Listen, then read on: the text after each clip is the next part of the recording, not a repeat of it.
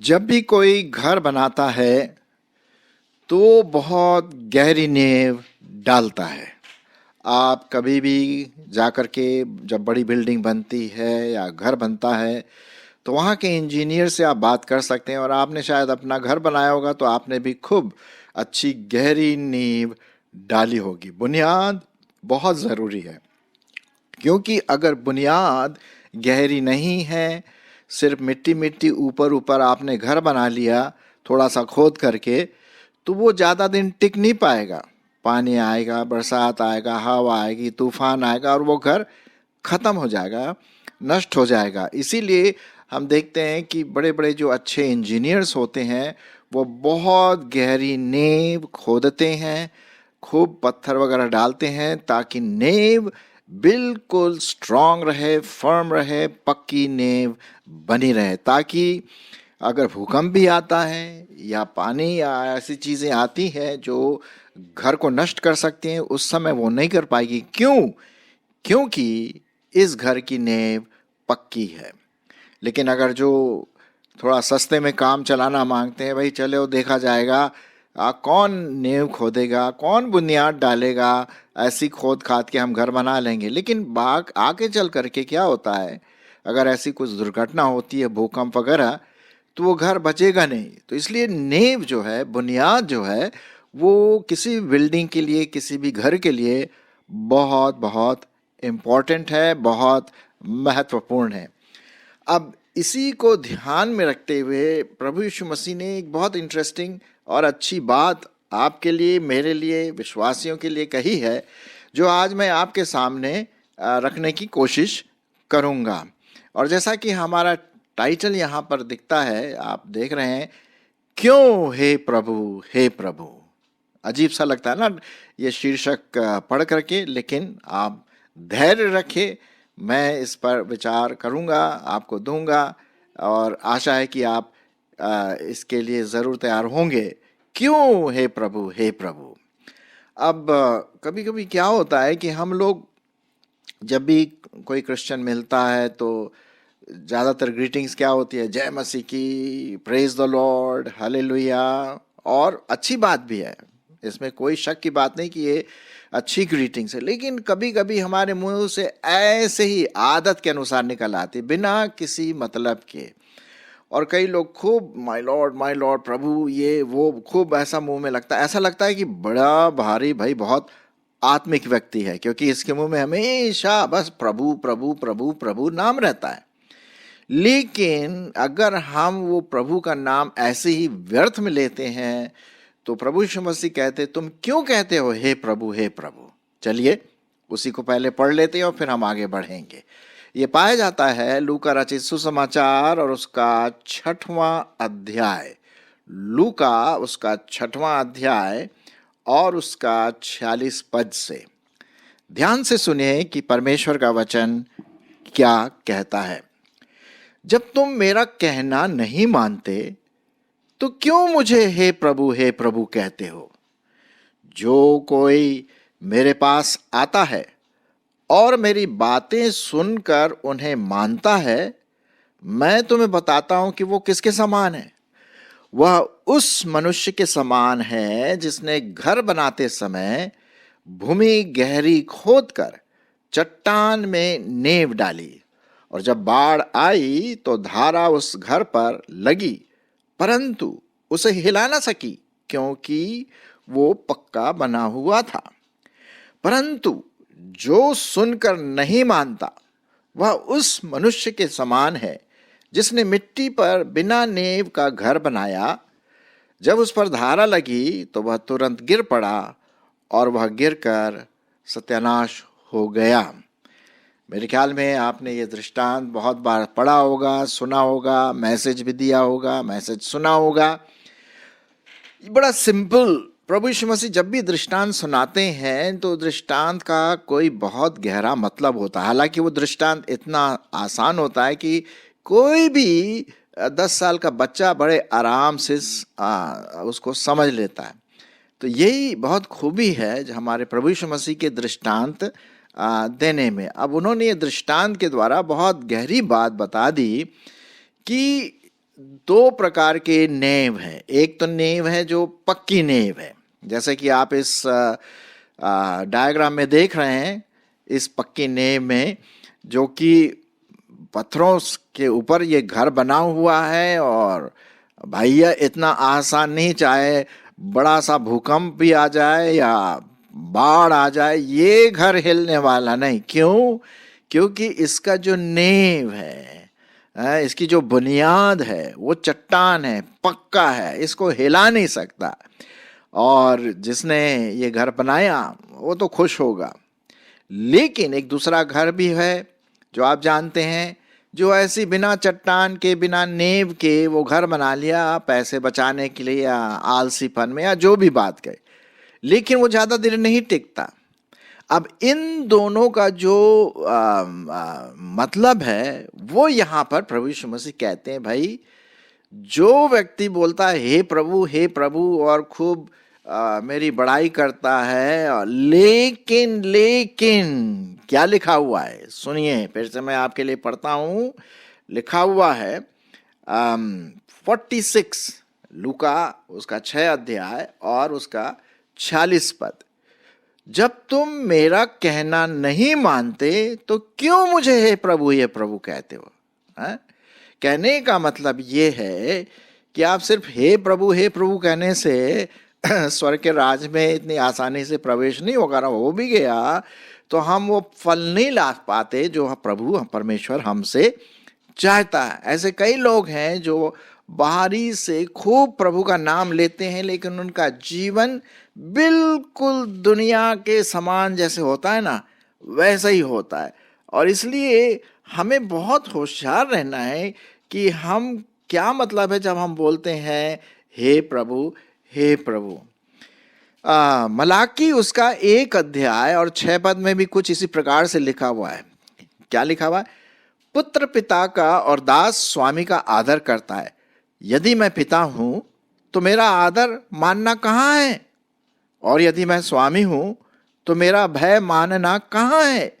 सेनाओं का यहोवा, तुम याजकों से भी जो मेरे नाम का अपमान करते हो यही बात पूछता है, परंतु तुम पूछते हो हमने किस बात में तेरे नाम का अपमान किया। कहने का मतलब हम जो बाहरी चीज है उसको तो पूरा करते, लेकिन अंदर की चीजें, और अंदर की चीज क्या है? परमेश्वर के वचन को मानना, परमेश्वर के वचन को मानना। अब वो कैसा है? वही वापस आते हैं लूका 6:47 में।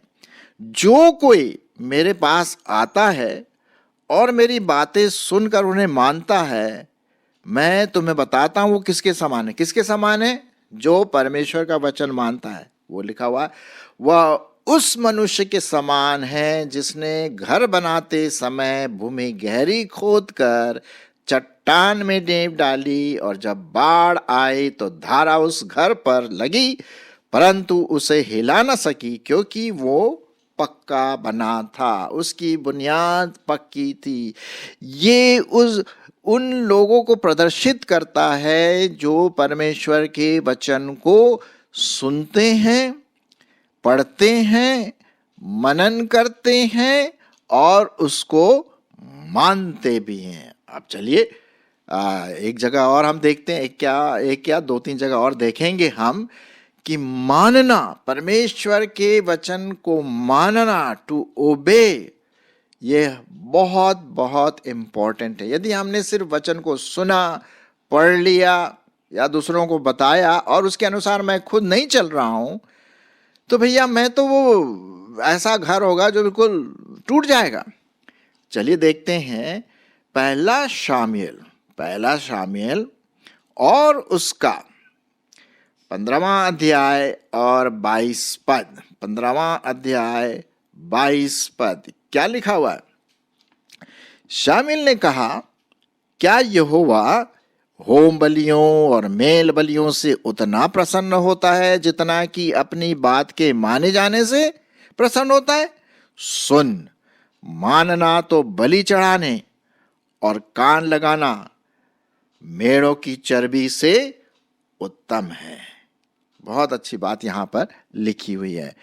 देखिए, परमेश्वर का वचन मानना ये बहुत इंपॉर्टेंट है, मेरे लिए बहुत महत्वपूर्ण है, आपके लिए। हम कितना परमेश्वर का वचन सुनते हैं। हम देखिए हर संडे चर्च जाते हैं या और मीटिंग्स वगैरह जाते हैं, कन्वेंशन अटेंड करते हैं, लेकिन क्या हम उन वचनों को अपने जीवन में ग्रहण करते हैं, मानते हैं?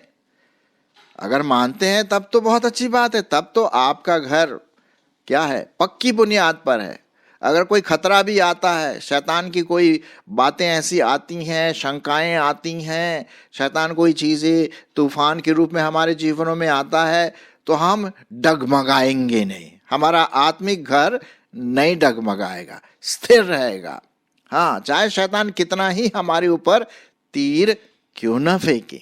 जी हाँ, हमारी बुनियाद पक्की होनी चाहिए। जैसे कि मैंने आरंभ में कहा था आपसे कि बुनियाद किसी भी घर की, किसी भी बिल्डिंग की बहुत ज़रूरी है, प्राथमिकता है पक्की बुनियाद। अगर पक्की बुनियाद नहीं है तो वो घर स्थिर नहीं रह सकता है। तो आत्मिक रीति से जब हमारे जीवनों में निराशापन, कुछ ऐसी दुखद से भरी घटनाएं आती हैं, या जैसे बोलते हैं ना, जल आया, भूकंप आया, तो आत्मिक रीति से इस प्रकार की बातें जब हमारे जीवनों में आती है तो हम हिलेंगे नहीं। क्यों? क्योंकि हम पक्के बुनियाद के ऊपर है। हमारा आत्मिक घर वचन के ऊपर आधारित है, हम डगमगाएंगे नहीं। इसीलिए लिखा हुआ है कि वचन को मानना अत्यंत आवश्यक है। मैं आपके लिए पढ़ देता हूं जेम्स, शायद आपने पढ़ा होगा जेम्स। जेम्स मतलब याकूब की पत्री, और उसका पहला अध्याय और 22 पद। याकूब की पत्री, उसका पहला अध्याय और उसका 22 पद। क्या लिखा हुआ है? यहाँ लिखा हुआ है बहुत साफ रीति से आपके लिए और मेरे लिए, परंतु वचन पर चलने वाले बनो। देखिए, वचन को मानना, पक्की बुनियाद। हाँ, अगर हम पक्की बुनियाद चाहते हैं हमारे आत्मिक घर के लिए, आत्मिक जीवन के लिए, ताकि हम नष्ट न हो जाएं, तो वचन पर चलने वाले बने। केवल सुनने वाले नहीं, और मेरे लिए भी बोलने वाले नहीं। मैं खूब आपको वचन देता हूं ना मेरे ऊपर भी बहुत रिस्पॉन्सिबिलिटी है कि मैं जो वचन आपको सुनाता हूं, मैं खुद उसको अपने दैनिक जीवन में इस्तेमाल करता हूं। अगर नहीं करता हूं तो फिर साहब मेरा घर भी वैसे ही बना रहेगा, है बेबुनियाद। सुनिए परमेश्वर का वचन क्या कहता है, 22 पद। परंतु वचन पर चलने वाले बनो, और केवल सुनने वाले ही नहीं, जो अपने आप को क्या करते हैं, धोखा देते हैं। क्योंकि जो वचन का सुनने वाला हो और उस पर चलने वाला ना हो, तो वो उस मनुष्य के समान है जो अपना स्वाभाविक मुंह दर्पण में देखता है, इसलिए कि वह अपने आप को देखकर चला जाता और तुरंत भूल जाता है कि वो कैसा था। पर जो व्यक्ति स्वतंत्रता की सिद्ध व्यवस्था पर ध्यान करता है, वह अपने काम में इसलिए आशीष पाएगा कि सुनकर भूलता नहीं, पर वैसा ही करता है। अब आईना तो आप सबों ने देखा होगा। सवेरे जब आईना में आप अपने आप को देखते हैं, क्यों देखते हैं भाई? कोई गंदगी है, कालिक है, साबुन से मुंह धोते हैं ताकि हमारा चेहरा कैसा हो, साफ हो जाए। और अगर मैं सिर्फ आईना देख करके निकल जाऊं, अरे यार वो छोटा सा ऐसी काला वो वहां पर दाग है, कोई बात नहीं, ऐसी छोड़ दूं तो क्या अच्छी बात है? बिल्कुल भी नहीं होगा, हम अपने आप को धोखा देंगे। तो यहां पर लिखा हुआ है कि वचन जो है आईने के समान, उसको हमें अपने जीवन में क्या करना है, प्रायोगिक रूप में, प्रैक्टिकल रूप में मानना है। तो यही बात प्रभु यीशु मसीह कहते हैं कि जो कोई मेरे पास आता है और मेरी बात को सुनकर उन्हें मानता है, मैं तुम्हें बताता हूं वो किसके समान है। वो उसके समान है जिसने अपना घर बनाते समय भूमि गहरा खोद कर चट्टान में नींव डाली, और जब बाढ़ आई तो धारा उस घर पर लगी, और परंतु वो उसे हिला ना सकी क्योंकि वो पक्का था। उसकी बुनियाद कैसी थी? पक्की थी। अच्छा साहब, जो से परमेश्वर के वचन को सुनते हैं और नहीं करते हैं, वो किसके समान है? वो भी प्रभु यीशु मसीह कहते हैं 49 पद में, परंतु जो सुनकर नहीं मानता वह उस मनुष्य के समान है जिसने मिट्टी पर बिना नींव घर को बनाया। जब उस पर धारा लगी तो वो तुरंत गिर पड़ा और वो गिरकर क्या हो गया? नष्ट हो गया, सत्यानाश हो गया। तो क्या हम ऐसे आत्मिक जीवन में, जब हमारे जीवनों में शक्का का तूफान या फिर बीमारी या दुख का भूकंप हमारे जीवन में आता है, तो हम निराश हो जाते, अरे साहब कुछ नहीं, अब क्या करें, कोई हमारी नहीं सुनता, और हमारा आत्मिक विश्वास क्या हो जाता है? गिर जाता है, हमारा घर गिर जाता है, हमारी बुनियाद पक्की नहीं है। हाँ, ये चीजें आएंगी, जरूर आएंगी, है ना। अब देखिए, जब भी भूकंप आता है या बाढ़ आती है, तो जो मकान जिनकी बुनियाद गहरी है और चट्टान में बनी है, पक्की है, वो स्थिर रहती है। लेकिन जो ऐसे ही घास फूस मिट्टी से बना है, वो तहस नहस हो जाती है। आत्मिक रीति से क्या हमारा घर, मेरा जीवन, घर का मतलब मेरा जीवन पक्की बुनियाद पर है?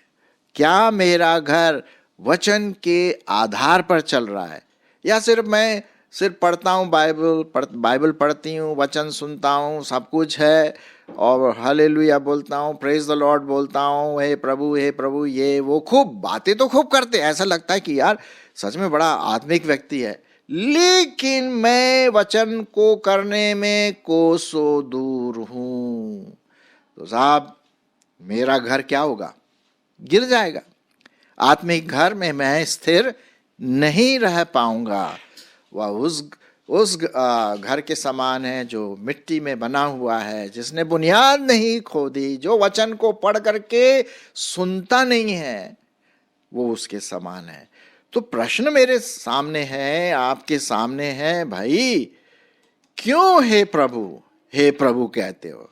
फालतू का हे प्रभु कहते।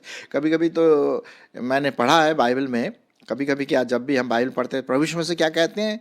तुम लोग मुंह से तो मेरा आदर करते हो, ओठों से तो मेरा आदर करते हो, लंबी लंबी प्रार्थनाएं करते हो, उपवास भी करते होगे, लेकिन मेरे वचनों पर ध्यान नहीं देते हो, मेरे वचनों को नहीं मानते हो।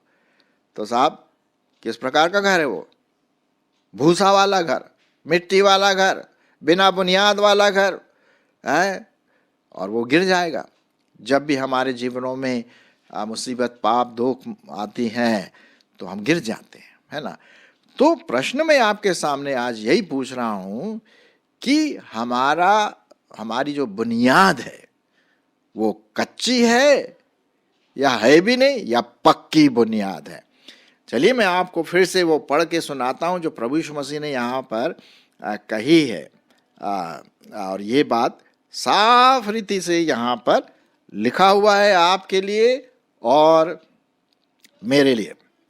लूका 6 अध्याय 40 पद, जब तुम मेरा कहना ही नहीं मानते तो क्यों मुझे हे प्रभु कहते हो? ठीक है, जो कोई मेरे पास आता है और मेरी बातें सुनकर उन्हें मानता है, मैं तुम्हें बताता हूं कि वह किसके समान है। तो साहब किसके समान है?